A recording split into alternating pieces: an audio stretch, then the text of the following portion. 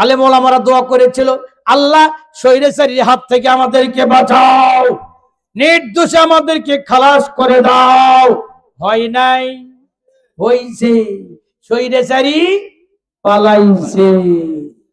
আমার বন্ধুগণ, সেই জন্য আমি আপনাদের কাছে বলি, আবার কয় কি, অনেক পুলিশেরা কইছে কত আলেম কয় বিচার করবি, কি বিচার করবি, দোয়া তো কবুল হয় না, তোমরা এত কান্দ, দোয়া কবুল হয় না কে? আরে যখন দোয়া কবুল হবে তখন উদ্দেশ্য পাবা না, এই যখন হয়ে গেছে। তাই বগুড়াতে, আমাদের বগুড়াতে আমাদেরকে আগে বলতে হবে না, এখন কই স্যার এদিক দিয়ে যান স্যার, কি কর, সব পাল্টে গেছে, এক ঝাঁকিতে সব পরিবর্তন হয়ে গেছে। আমি চাই এই পরিবর্তন যাতে শেষ পর্যন্ত ঠিক থাকে। জোরে কোন আমিন।